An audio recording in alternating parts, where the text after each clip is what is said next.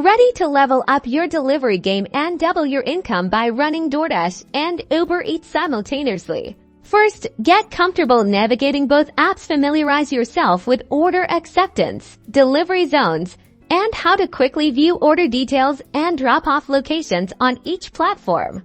Accept your first order on either DoorDash or Uber Eats now.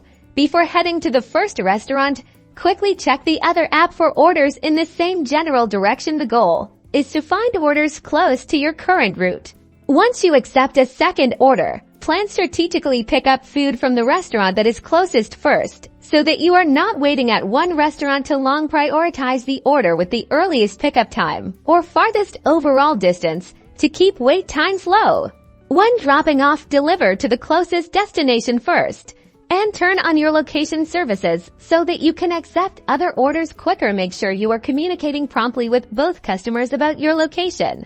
Remember, safety first. Never compromise safe driving for faster deliveries. Maximize your profits by knowing when and where to dash and deliver. That's it for this video.